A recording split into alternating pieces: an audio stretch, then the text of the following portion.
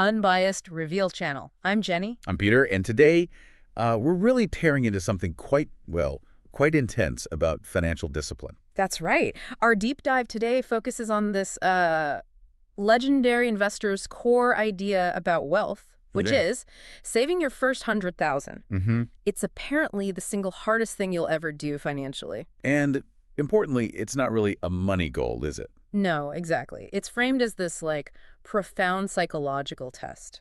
A test of discipline. It's the gatekeeper, basically. The gatekeepers to real financial freedom. You pass this test, apparently the rest gets, exponentially easier. It might sound a bit dry, finance talk. But we promise this is really about emotional endurance. It's Yeah. not about math equations. Totally. Oh, and before we really dive in, just a quick heads up. Yeah. We have the best crypto referral link in description. Definitely check that out. So today we're going to try and frame this whole discussion with maybe a bit of humor, some deserved sarcasm for modern consumer culture. Yeah, let's unpack why maybe your mindset, your own thinking might just be the most expensive thing you actually own. Right. Let's figure out why getting financially free often means the biggest battle is, well, it's against yourself. Okay, let's unpack this first bit. The big misconception, right? The one most people have. What's that? That saving is basically an income problem. You hear it all the time. Oh, yeah. If I just earned X amount more. Exactly. If my salary was just 20% higher, then I could finally start saving. But the sources we're looking at, leaning on this investing wisdom, they say that's just fundamentally wrong. Right. The difficulty isn't the actual number, the 100,000. It's the transformation you have to go through, becoming the kind of person who can save it. That's the kid. And what's really interesting is the psychology behind it. You see so many people earning good money High earners, yeah. who spend, like they're already millionaires, but they think their mindset is still one of scarcity, like someone struggling. They complain, right? Oh, life's unfair, or inflation's hitting me the hardest. But really, the issue is they've got an expensive brain. Ha! I love that phrase, the expensive brain. Yeah. It's that little voice, isn't it? Constantly whispering. Go on, you deserve it, you worked hard, buy the thing. Their whole internal story demands consumption now. It's the ultimate self-sabotage. People aren't beaten by the market, or bad luck usually. They're beaten by their own need for instant gratification, for validation. Mm-hmm. So this 100,000 benchmark, it's not just some random number. It's specifically chosen, it seems, as a personality test. Like a trial by fire. Exactly, a crucible. It's designed to prove you have that one core thing you need for financial success later on, and that thing is restraint. Restraint. Yeah. The money itself. Sure. Almost secondary. Pretty much. Okay, so that leads us to, I think, our first really key takeaway, our first golden sentence. Let's hear it. The first 100,000 is not money. It is the battle between your rationality, your self-discipline, and your desire. That's good. It frames it perfectly. It's like this daily war happening right there in your bank account. Do you choose today's quick comfort, or do you build for tomorrow's stability? And that's why this first stage is always described as the slowest, most painful, most tormented phase. Makes sense. You're putting in maximum effort, aren't you? Cutting back, saying no to things, saying no to yourself constantly. But the return, it's almost nothing you can see. The money barely grows. Right. It feels like it's mocking you. Because compounding hasn't really started yet. Right. You feel all the pain of that restraint, but you don't see any real reward in growth. And this period, this time of near zero visible return, that's exactly where most people just Give up. they throw in the towel. It's that brutal paradox, isn't it? You need the most discipline right when you have the least proof it's working. You have to save enough for it to eventually matter, but without getting any positive feedback from the numbers right now. You're essentially just training that muscle, the delayed gratification muscle. Okay, so only when you actually manage to get through that really tough first phase, that accumulation grind, Only that. do you start to feel that power shift the sources talk about. Yeah. Once you cross that 100,000 line, Yeah. you've kind of bought your ticket. You're in the real game now. Right. And money stops being this, like, demanding boss you always have to work for. And it turns into what the source calls a loyal, tireless slave working for you. Huh. That sounds like a much better deal. A loyal servant who doesn't ask for raises. Doesn't complain about working late. Never calls in sick. But yeah, you have to actually save enough to hire it first. And this points straight to the absolute key ingredient we mentioned, delayed gratification. Waiting. Waiting. The ability to wait. It seems like maybe the single biggest difference between people who build wealth over time and those who just stay stuck. And we're not talking about patience like some abstract virtue, are we? No, no. Yeah. It's the practical day-to-day ability to put off satisfaction. You can see the split pretty clearly, can't you? A disciplined person looks at, say, a small bonus or some extra cash and thinks, How can I make this into more money? right, whereas the undisciplined person sees that same money and thinks, What cool stuff can I buy with this, like, right now? they trade that future growth potential for a quick hit of retail therapy. And making that choice, deciding to wait, it takes more than just willpower. It actually requires endurance. Specifically, endurance against boredom. Boredom. That's interesting. Yeah. You literally have to just sit quietly sometimes. Endure the self-doubt. While everyone else, your friends, colleagues, your social media feed, Oh, yeah, the feeds. they're all showing off their new lease cars, fancy meals, amazing holidays. And you're just waiting, saving. Feels boring. But Munger apparently had a genius insight here. He basically said, you don't get rich primarily because you're super smart or find incredible investments. Okay. You get rich mainly by successfully not wasting money when you were bored. Wow. Huh. Okay. That's powerful. Boredom is the enemy of the budget. It really is. Boredom fuels discipline, or it destroys it.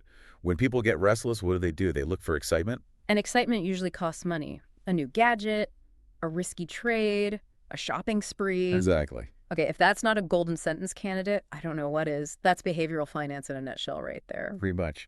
And this patience, this ability to endure boredom, it's the crucial fuel for compounding. Which brings us to the snowball analogy. Right, the snowball. Compounding is, well, it's kind of cruel at the start. Imagine you're pushing this tiny snowball up a really long, gentle slope. Okay. You're putting in a ton of effort, but the snowball, it's Yeah. just too small. It doesn't gather any momentum. It barely seems to grow. Like if you save 10,000 and get a 5% return, that's $500. Feels tiny. But if you have $1 million saved, that same 5% return is 50,000. Big difference. An initial effort to reward ratio is just demoralizing. Totally. And that's why so many people look at their statement after a year, maybe 2 years of really sacrificing, and they think, This is pathetic. All right. that work for this. Yep. And then they quit. They get frustrated, ditch the plan, and go buy that thing they've been telling themselves they deserved all along. They literally push the snowball halfway up the mountain and just let it roll back down. And that thing, they buy the new car, the bigger flat, it becomes like the financial graveyard for their future wealth. Sacrificing decades of potential compounded growth for maybe 1 year of feeling a bit flashier? And, the environment we live in today, it's practically designed with traps to stop people reaching that 100,000 goal. Traps that keep even high-income earners busy earning, but never actually building wealth. Exactly. Let's break down maybe the 3 biggest pitfalls, the ways most people fail. Okay. Trap number 1, comparison. Keeping up with the Joneses. Totally. We're just wired socially to check how we're doing by looking at others, aren't we? You see your neighbor, your colleague upgrade their car, their house. And you feel that pull, that sense of entitlement. I deserve a reward, too, to match their perceived success. But focusing outward like that, it's financially suicidal. It is. Munger apparently called this mindset spiritual bankruptcy, Oh. which is harsh, but It fits. You're basically handing over your own financial compass to whatever random standard someone else is setting. and you don't even know their situation. They might be drowning in debt to look that way, but you let their choices dictate your savings plan. Crazy when you put it like that. And that desperation to keep up, it leads right into trap number 2, debt and credit. Oh, yeah. Credit cards, financing deals, buy now, pay later. These are the ultimate tools for creating an illusion, They let you spend your future income today, making you feel rich right now. while absolutely guaranteeing you'll be poorer tomorrow, or next month, or next year. It's the classic short-term fix. People seem to prioritize the appearance of wealth over the actual reality of it. That's another key point, isn't it? People would rather pretend to be rich today. Then temporarily feel a bit poor while they're actually building capital. Sure. They chase status and just end up servicing debt payments forever. Their junk account is like a bathtub with the plug out. Fills up on payday. Drains straight out again on bills and spending. Nothing ever accumulates. And this lack of accumulation highlights the last and maybe the sneakiest trap. Trap 3, the high income delusion. Ah, yes. The belief that just earning a big salary will automatically make you wealthy. Like the money will somehow just save itself. If only. But the result, lifestyle creep. It just accelerates faster than the pay rises. You end up becoming a high-spending, high-income prisoner, trapped in those golden handcuffs. You might be running incredibly fast on the money treadmill earning, say, $200,000 a year. But you're in exactly the same financial position, net worth-wise, as when you were earning $80,000, because your spending just ballooned to match. Wealth, as we keep saying, isn't built on what you earn. It's built on the money you manage not to waste. The high-income prisoner just trades tomorrow's freedom for today's expensive comfort. You have to somehow flip that switch, turn that urge to consume into a drive to build capital. And you just can't do that if you're constantly being influenced by ads and what your friends are buying. So what's the real magic then? When you finally push past that 100,000 milestone, it's not just the number itself. No, it's the structural change it brings to your life. Exactly.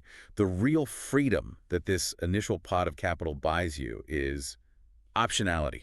Optionality. I like that. It's the power to say no, isn't it? Without panicking. Yeah, the power to walk away from a job you hate, or a terrible boss, or a client who drains you, or even just a stressful living situation. Because you have that cushion. High income doesn't matter if you don't control it. Control is everything. Control over your spending. Definitely. Control over your impulses. And maybe most importantly, control over your need to care what other people think. Freedom is being able to walk away on your own terms. And the sources here offer a really deep reflection at this point. What do people usually sacrifice when they're relentlessly chasing money? They end up trading away the very few things that money actually can't buy back. Precisely. And these are the 3 unbuyable assets. Number 1, time. Yeah. We spend our best, most energetic years, our 20s, our 30s, just grinding, optimizing income, sacrificing sleep, health, relationships. We basically sell our vitality to earn money. Only to get older and then spend all that money desperately trying to buy back the health and dignity we wrecked earning it. It's a fundamentally bad trade when you look at it like that. It really is. Yeah. Okay, number 2, reason or sanity? Yeah, right. This might be the most valuable asset anyone has long term. Probably. Once you lose rational control, maybe during a market panic or getting caught up in some investment hype, letting greed or fear take over. And no amount of money can just magically restore clear thinking. Right. If you lose your rationality, money actually becomes dangerous. It just helps you destroy things faster. The core of building wealth that lasts is being able to stay calm and rational when everyone else is losing their minds. Driven by excitement or panic, behaving hysterically. Exactly. And the third, unbuyable asset, dignity or self-respect. Money can't buy genuine dignity, can it? But not having financial control makes it incredibly easy to lose your dignity. Yeah, constantly having to please people, perform status, impress others with superficial stuff. True dignity is that quiet calmness, not needing to impress anyone, not needing to prove anything. So real wealth, in this view, is more about tranquility.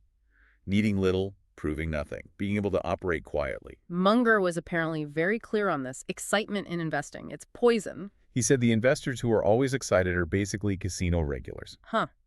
Whereas compounding, the actual engine of getting rich slowly, that requires quiet stability. And yes, being willing to endure quite a lot of strategic boredom. Yeah. You don't need financial miracles. You just need self-control. Your success seems to depend way more on controlling your rate of stupidity, your impulse buys, your bad decisions, than on achieving some amazing investment return. #tag outro. Okay, so let's try and wrap up this deep dive. The core insight seems to be this. Wealth isn't really built by maximizing your income. It's built by rigorously controlling what you choose not to spend. Yeah, and that first 100,000, it's like your initiation, your rite of passage. It transforms you from someone constantly chasing money into money's disciplined employer. Nicely put. We really want you to take away these 2 golden sentences from our chat today. First one. The first 100,000 is not money. It is the battle between your rationality, your self-discipline, and your desire. Remember that one. And the second. The essence of wealth is not defined by how much you own, but by how little you need. Wealth is basically preserved and grown by making fewer stupid mistakes than everyone else. So if the market and life really rewards those who can wait, stay calm, keep their heads, we'll leave you with a final thought to chew on. A provocative question, maybe. What is one stupid opportunity? Maybe a purchase, an investment fad, something that you're currently feeling anxious about missing out on. And what steps could you take, like right now, to consciously convert that anxiety, that FOMO, into strategic, rational waiting? That's a great question. Really think about the cost of that anxiety itself. Okay, before you go, just a reminder about the links in the description. That's right. We have the best crypto referral link in description. Welcome to subscribe to my channel and like this podcast so that I can continue to make more podcasts.